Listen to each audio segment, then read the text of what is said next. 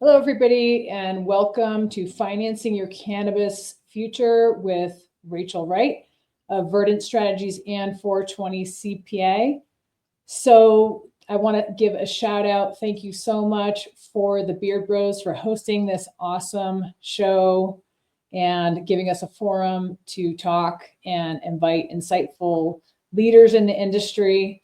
So thanks to Jeff, Bill, Brian, and check them out on Beard Bros Farms with a PH.com. We'll all be hitting the road this year. Actually, I think pretty soon we're heading to New Jersey.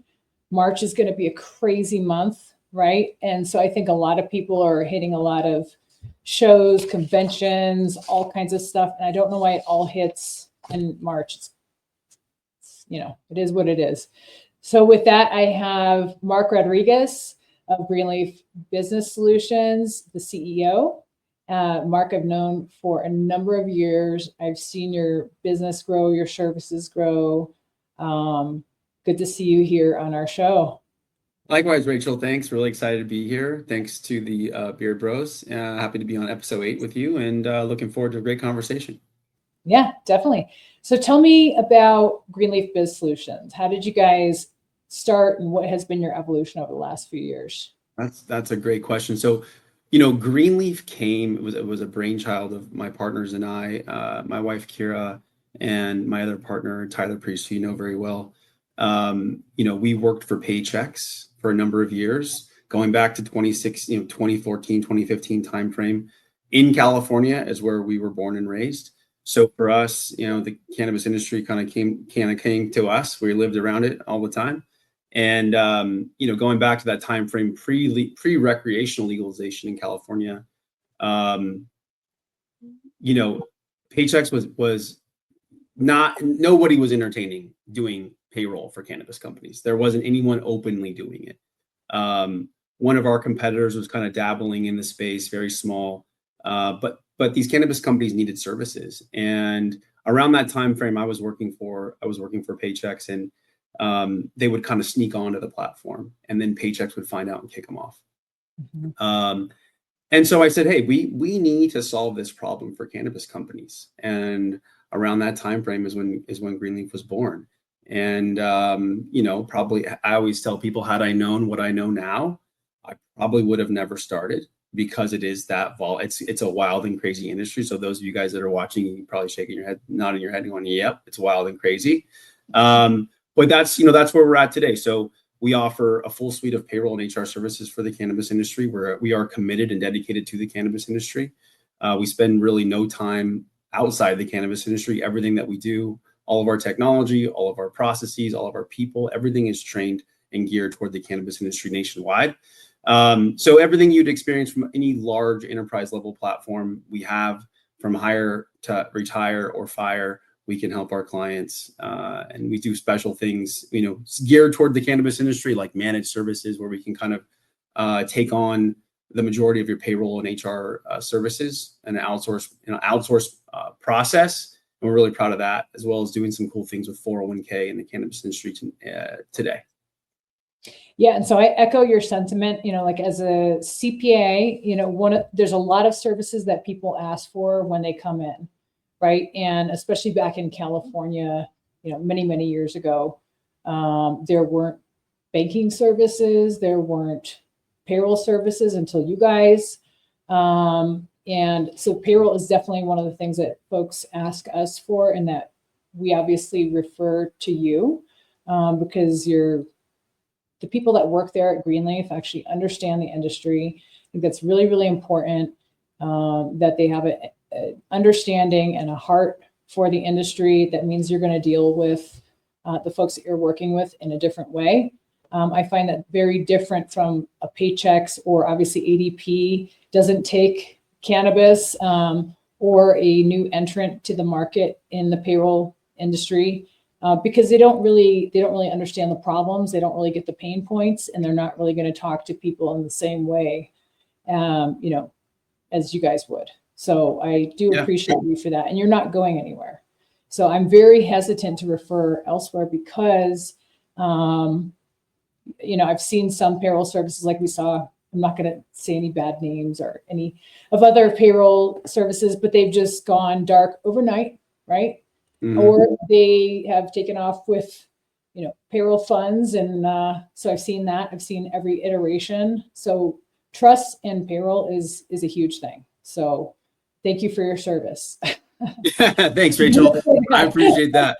No, it's not for the faint of heart, and definitely it takes a Right. level of commitment. You can't just dabble your toe in this game. It's far too volatile, and there's far too much compliance at stake that any lack of commitment by a service provider kind of gets vetted out pretty quickly. So, and you see that with some of our competitors that decide to exit, which I understand completely. Yeah, totally. So with that, let's just chat about the overall state of the cannabis industry in recent years, like as it relates to like hiring practices, and you could even speak to payroll in general. But so let's talk about that. Yeah, so I think the war on talent right now in the cannabis industry is paramount, right? You're seeing a lot of over the last few years, you've seen the companies that are making it and the companies that kind of fall by the wayside. I saw a statistic, we're talking a lot about California, but I saw a statistic in California just this week that said the number of defunct licenses that are not being used exceed the number of current licenses that are being used today by operators.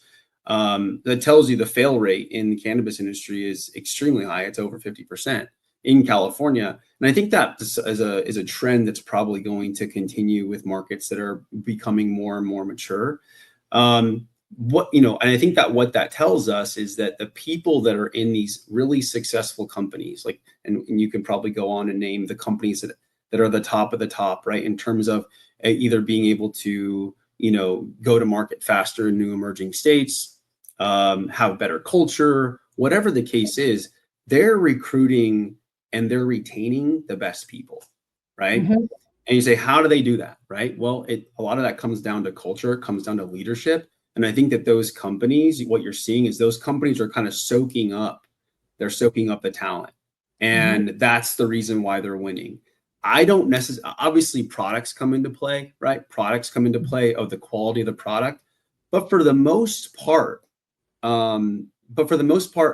that matters, but I don't think it matters as much as having a great culture, a winning culture, and a culture of growth, accountability, all the things that you need to run a successful, profitable business. I think the cannabis operators are doing those things well, are the ones that are winning, and I think they do it, whether or not they have the best products that are in the market or not. Right.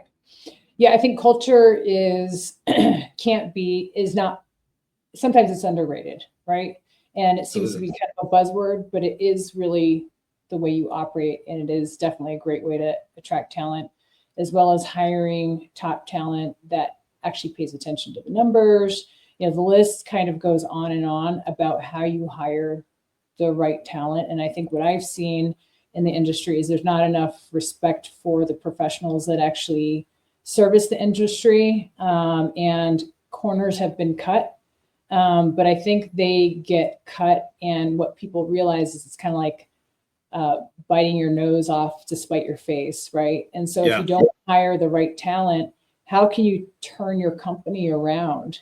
Or make it successful, or bring it to sale, an M&A transaction, whatever your exit plan is, if there is one. How do you bring it there unless you have the right professionals who actually know what they're doing, right? Yeah, you're spot on. Some of the things that I've seen, right? Some of the things that I've seen with some of the MSOs that we service, some are using QuickBooks still. Some are hiring VPs or directors that are extremely underqualified for the roles that they're taking on. Yes.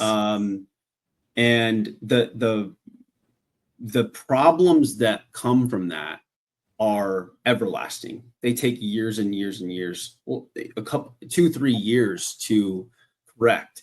And that's going back to that culture. So having things like solidified job descriptions, like having specialists work for you that have kind of ridden the wave, that have been beat up, that have faced the adversity, that can tell you specifically how to overcome certain obstacles. They've done it. They have a proven track record. Those people are getting a premium in the space. Our survey that we just put out, Rachel, with your help, it shows that what some of the top executives are earning in the industry, those people are extremely valuable because they are the ones that can single-handedly, right, like right your ship, you know? Mm-hmm. So we're seeing a lot of that. When I talk about war on talent, that's what I'm talking about. Yeah. I mean, ROI on the right talent is, it's invaluable.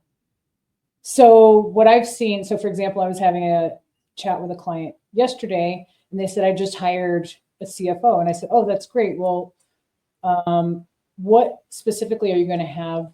What's their role? And what type of CFO did you hire? And they looked at me like a deer in the headlights. And I said, well, what are they good at? Are they more of a traditional CFO? Are they more of an investment CFO? Are they, what's their roles? And I don't think they had a good answer for it. So when you said job description, it's like, that's the first thing. First, I think you identify the gap in the company, right? And then you identify the job role that fits the needs of that gap or where you need to go. And the gap is essentially the difference between where you are right now and where you want to go. Yeah, you make a good point. You make a really good point there, Rachel, because I think kudos to that business owner or operator for identifying the gap that they have. Hey, I need to hire a CFO. I need to pay attention to the numbers more. I got to get this thing cleaned up. But I think that's step one, identifying the gap. Step two is going, okay, now let me clearly identify what this person needs to do for the organization. What does the organization need from this person? And like you said, is it, hey, we need to get ready for a merger. We need to get ready for acquisition. We're going to be selling the business. We want to go raise capital. All of those things matter. And the person you hire to help you with an acquisition may not be the person, is not going to be the same person that probably helps you, market and sell your company or raise capital, right? These are very specialist type of positions. And the same thing goes for any number of things inside any organization, not just cannabis companies, right? Like they have to be very specialized. And I think that's like the aim small, miss small mentality, right? Like, hey, I'm going to put this person in a spot where I know they can have success because they have a proven track record in it. One of the things that I think is going to probably become more and more commonplace inside the cannabis industry is, yes, these people are going to earn the C-level or higher level director positions. They're going to earn a lot of money, right? They're going to earn what they're worth. But I think you're going to see more detailed, and we're starting to see more detailed compensation plans for these individuals, right? Like specific targets with compensation attached. You know what I mean? So like a base salary and then an incentive. Aggressive incentive compensation plans. And I think it's another piece too. It's like, what can you do? How do you do that? Right. And that's some of the things that we help our clients with here at Greenleaf. Because if you have a small target, you're not going to miss it by much. But if you have that broad target, like the operator you just mentioned, you're going to do better than you were, right? You're going to do better than you were. You're probably going to have more detailed financials. You're going to have more insight into your business. But at the end of the day, you're still kind of missing the mark, right? So it's all very interesting. Yeah, definitely. So talking about like compensation plans, one of the things that I see getting missed is what's your benefit package, right? And so like health insurance, 401k, obviously we're in California here, so the minimum is Cal Savers. What can attract top talent with regards to benefit packages, for example? The phenomenal question. And you know what? It's something that as CEO of Greenleaf, I've been forced to get outside the box with recently too, as we've looked to fill certain talent gaps in our organization. And I think the first thing I thought to myself was, I need to start thinking differently about my business, right? I need to start thinking differently about how we attract and retain top talent. And I was just did an interview today with a young lady, and she telling me that, yep, 401k matching, health insurance benefits paid 100% for her and her spouse, and a few other really nice benefits, right? And I think that's the other thing too, is that you see companies going after talent and not really understanding what they're up against in the open market. If you look at the macro economy as a whole, right? You say, okay, where is the macro economy outside of cannabis? How does it impact the cannabis industry? You say, well, the economy has been booming up until like the last couple of weeks, right? If anyone's looking at the stock market, the last couple of weeks, you're probably in a small panic. I'm looking at it doing the same thing, but like the last couple of weeks, you're going up until the last couple of weeks, it's been firing. A lot of the companies that are, I mean, they understand they got to win the war on talent also. So they've increased their benefit offering. They're increasing their 401k match. They're doing more and more things. I interviewed another young lady a few weeks back, and just the company I'm going to go work for, they're giving me every other Friday off in the summertime. Right. So there's little things that are out there that kind of cast a really wide net for companies. So I think for cannabis companies, we have to kind of think outside the box, outside the norm, challenge the things that are out, challenge how you've always done things, because the macro economy is moving very, very quickly. And we need to take that into consideration when we're looking at how we're doing what we're doing in the cannabis industry. So, I don't know if that answers your question, Rachel. I'm just kind of no, it totally does. Tangent, but some no, thoughts I like talking about how it applies to our businesses, because obviously I'm the CEO of Verdant Strategies as well, and hiring, especially in a CPA firm, there's a huge talent gap in the accounting profession, and with CPA, so we have to think outside the box. Also, traditionally, very large firms or regional firms tend to kind of burn their staff out with lack of incentives. So we've kind of studied the market.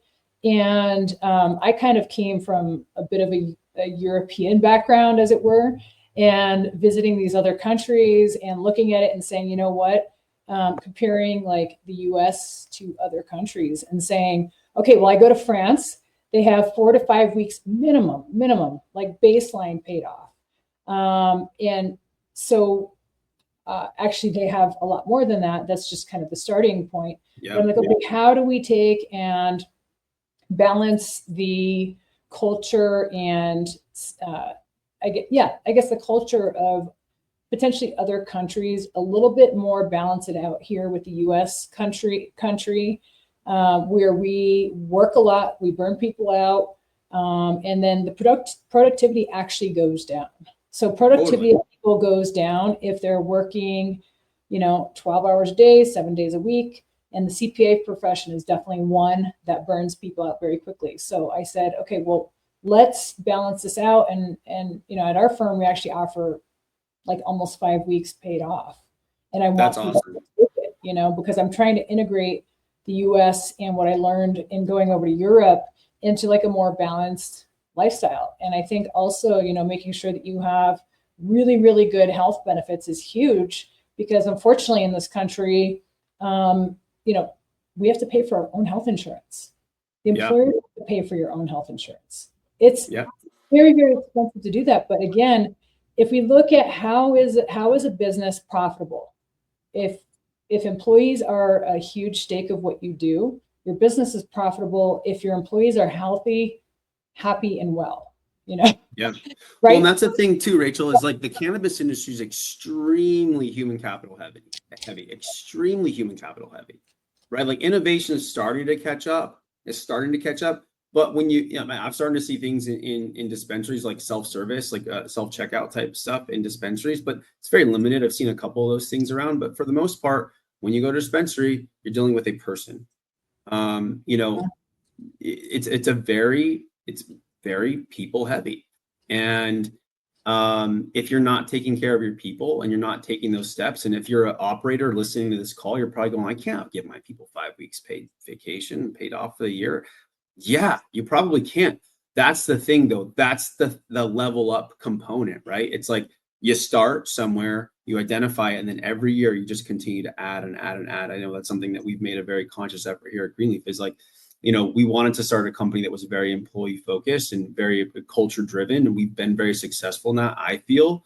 But, we offer as a very early startup in 2018, we offered, 90% employee paid health insurance benefits, right? Awesome. And then Yeah. we've just slowly increased the dependent amount we've contributed every year over year over year, right? Mhm. And that's just something that you just kind of have to do, and if you want to create that kind of culture, you want to take care of your people. And I agree that our industry as well, it's very seasonal, just like the cannabis industry can be very seasonal, right? So doing things and understanding how your business is going to impact your employees' lives is also another thing. It's a whole other episode, Yeah. of like, how do you start to mitigate some of the flight risk that you have during those really critical times? Because at the end of the day, if you're an operator watching today, you're going, yeah, I've had people walk out on me when it gets really stressful and crazy. I know you probably had that happen to you, Rachel. I've had it happen to me, my partners and I, and I'm just like, well, that's brutal, right? But each time, kind of point the finger back at myself and say, okay, what part of this do I control? What part of this can we mitigate next time? Document that, move forward, continue to build your culture. But yeah, that's a really critical piece. Absolutely. Yeah. So on the back to benefits a bit. So health insurance we mentioned, 401k. Let's bring it back to some of the services that Greenleaf is working to help the industry provide, that historically the industry hasn't had access to. So 401k for one. Yeah, so 401k is it's an ugly situation for the cannabis industry, right? So going back a number of years, I'll just tell you our experience at Greenleaf, being committed to the cannabis industry. 401k was like you have to offer 401k, right? Many states today have 401k mandates. If you have employees, you got to offer a 401k. But if you're a cannabis company, what the hell do you do, right? Because most 401k providers won't work with you, right? So we try to solve this problem for our client. We started what's called a multiple employer plan 401k. And if you don't know how a 401k plan works, there's record keepers and there's custodians. Think of a custodian like a bank. And just like your cannabis banking institution today, that cannabis bank could be acquired by a new bank, or they could just say, hey, cannabis business is too expensive to remain in compliance with. We're going to drop our cannabis program altogether. And that's what our custodian did at Greenleaf. They decided we're going to exit the industry. The problem was we have all these cannabis clients with a 401k plan, and we had to find a new home for them. So thankfully, at Greenleaf, we've always been in the process. We're always looking for redundancy throughout, especially with things like ACH and banking and all these things. So over the years, this is a challenge we've had to overcome from a banking perspective, from an ACH perspective. So we looked at the 401k as no different, except it's a massive beast, right? There's far more compliance than you could ever imagine. Long story short, we're able to partner with Curafin Advisors, PCS, and First Citizens Bank, American Trust, and Vanguard to create the nation's first transparent 401k program for cannabis companies. And we're really proud of that. That's something that just didn't happen. It's a very conscious effort with probably, a solid year and a half of back and forth, attorneys and legal and all the things that you could imagine a tier one bank, a company like American Trust, all being involved with First Citizens being a great partner of ours. So we're really proud of that. And like you said earlier, we're not going anywhere, right? So there's a lot of programs out there that are designed as multiple employer plans where someone's holding the bag, right? That cannabis company is not the fiduciary on that plan. It's somebody else, right? Essentially, when you put yourself in that position, you're putting yourself at risk, right? You don't control your own destiny. And in our case, we avoided a taxable event for our employees. But for many cannabis companies that are in multiple employer plans, they could experience a taxable event. I think a lot of people that are offering the multiple employer plans, they thought cannabis legalization, federal legalization, was going to happen in the Biden administration. So they were kind of banking on it. And when it didn't happen, I think that there was a lot of shakeup, right? So the plan we have in place today with American Trust, First Citizens Bank, PCS, this plan isn't going anywhere, right? It's here to stay. It's all contractual. It's ready to roll. It's integrated into our platform. We're pumped about it. And you can look us up on Greenpath 401k.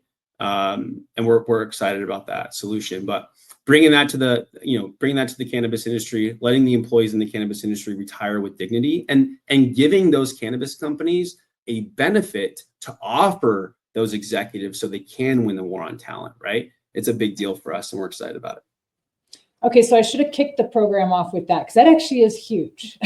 Yeah. Over the years of, trying to figure out those correct solutions and working with you guys, and just hearing in the industry in general, it's like, oh, there are no 401ks, or, the best solution that we had was, shaky at best, right?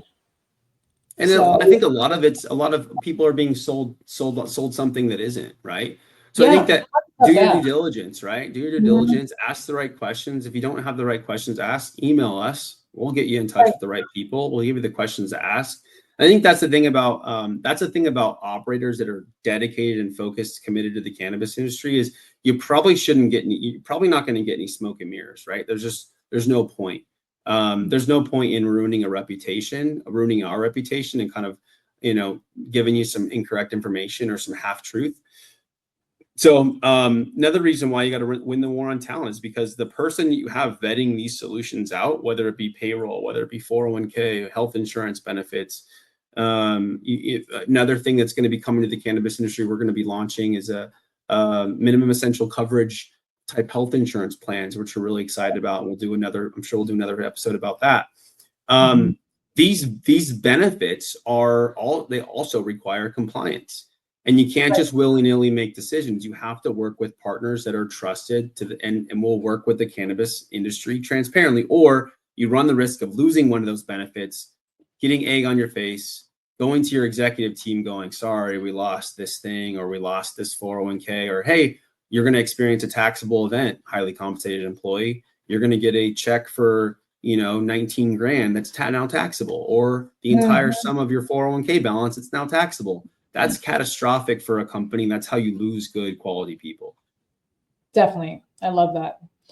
I'd like to pivot just a little bit to just talking about Greenleaf Biz. I know we talked about you offering payroll services, which is key. Your platform's quite amazing. It's quite robust and sophisticated. Do you want to speak to that a bit? So services, So like I said earlier, we offer everything from hire to retire or fire, right? We can handle anything and everything you throw at us. I think some of the fair critique about our platform is that it's robust, right? It is robust. It's built for mid-market enterprise level companies. Not to say we don't handle the 1 to 10 to 15 employee, sole dispensary. We have plenty of those on the platform. But really, what it really at the end of the day, what cannabis operators should be concerned about is, does my payroll integrate with my timekeeping? If I have a scheduling platform, is that also integrated into my payroll and my timekeeping? If I offer benefits, is that also integrated into my employee sphere, my instance of my payroll, my HR suite, right? And the answer with us is yes, right? So payroll, timekeeping, scheduling. You want an applicant tracking system where you can post on Indeed and then have workflows go to certain managers for hiring certain candidates.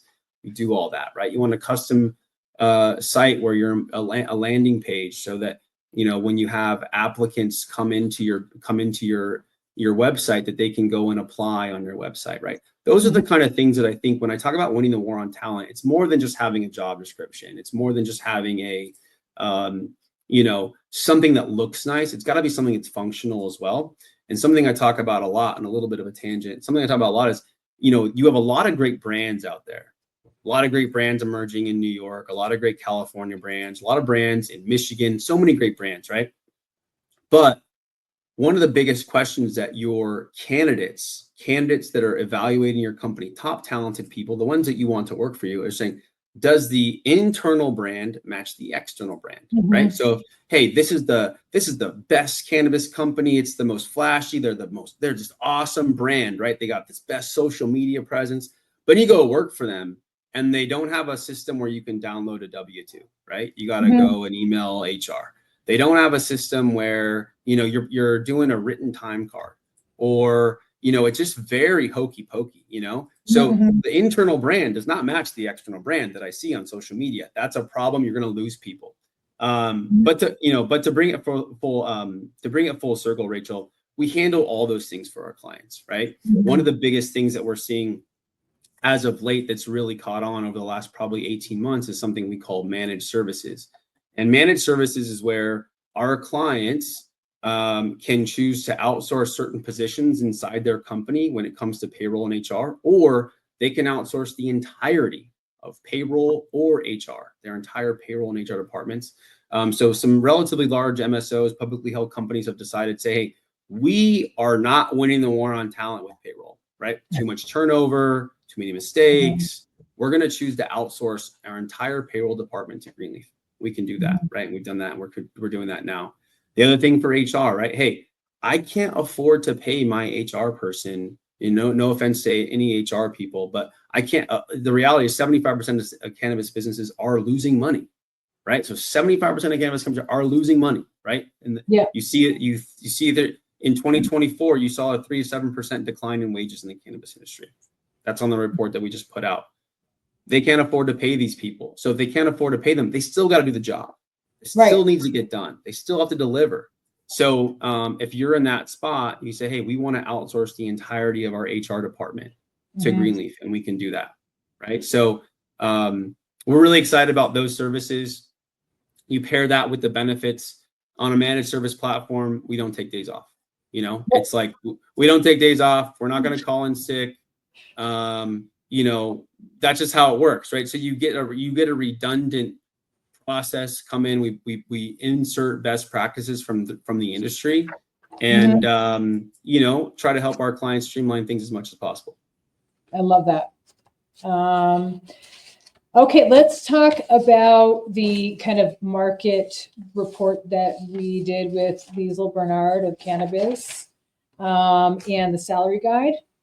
Yeah. Tell us a bit about your part of that, and also Liesl's contribution. I'm sure we're going to have her on another show next time. So we'll definitely talk about the executive recruiting search as well as talent search issues. So we'll have her on the next show. But in her absence, let's chat about the kind of market report that we had and the salary guide. Yeah. So I'll touch on the salary guide that Cannabis Team released, the cannabisteam.com, right, Rachel? Is that it? Yep. That's it, right? I don't want to say something wrong, right? So Yep, this is the Cannabis Team salary guide with Liesl Bernard and her team put together. So just some quick highlights, right? So salaries dropped by 3 to 7% across the industry in 2024, but still outpaced traditional industries. From our side, I can tell you that retail turnover is still about half of what it is in the traditional space. We see traditional retail around 60% turnover. We see retail cannabis turnover around 40%. So it says that a lot of cannabis companies are focused on a lot of the right things. The industry is projected to reach 800,000 jobs by 2029. Obviously, lack of legalization on the federal side is you have. When I think of the cannabis industry, Rachel, I think of it like, you've seen those boring machines, right? When Elon builds his tunnel under Vegas and he's got that big metal thing, it's just grinding through stone and dirt. Like that's the cannabis industry, and it has been for a number of years, right? Just like grinding inch by inch by inch. And that's kind of the key. We talked earlier about winning the war on talent. That's key, right? Filling those talent gaps inside the organization are the best cannabis operators today they're crushing it with talent, winning the war on talent. So they're the ones that are doing that. They're winning the war on the talent by winning the external brand and having that external brand match the internal brand of how their payroll and HR and their company culture operate. 2024, 6,200 new licenses issued, right? Minnesota, 324 new licenses. Washington, D.C. may open up to 270 new dispensaries. Rhode Island expansion. Nebraska will be issuing medical cannabis licenses by October of 2025. And then just some salary trends. We're seeing, all your C levels are making upwards of $220,000 a year. That's a relatively consistent. And then benefits, right? You're seeing, Greenleaf, we support, nearly 15,000 employees on benefits. We're really excited about that. That number continues to grow month over month over month. So more and more cannabis companies are investing in the right things, and which is also leading to that reduced turnover compared to traditional retail. So focuses for 2025, culture, winning the war on talent, and investing in your people, right? Thinking outside the box and forcing the industry to think from a macroeconomic standpoint and challenge how you do things, because the macroeconomic environment, what works outside the cannabis industry will also work inside the cannabis industry, but that environment changes quickly, right? Where cannabis industries are trying to survive, most industries right now are thriving, and having to compete with that, it's a little bit of a stretch. So I think as long as operators are being aware of that gap and trying to bridge it as best they can, those are the ones that are winning. Yep, definitely. Thank you so much. And I also think long-term thinking, strategic thinking, rather than short-term churn and burn thinking. That's huge, right? Absolutely. Couldn't agree more. Amazing. And so what I'd say is you can check out cannabisteam.com/cannabis-salary-guide as well. There's a salary guide there. And we should have Liesl Bernard on a future webinar here, future podcast. But in the meantime, I'd like to say thanks so much, Marc. It's been a pleasure, having you on this. Thanks for all your insights. Love working with you and your team. Amazing. And any closing words of where we find you or otherwise? You can find us. We're easy to find. GreenleafBizSolutions.com. If you find Rachel, you can find me. We're all over LinkedIn, the traditional places. Happy to help any way we can. Awesome. Thanks so much. And there you have it. Rachel Wright here with Verdant Strategies and 420 CPA and Beard Bros Media, episode number 8 with our CFO podcast, Financing Your Cannabis Future. Thank you.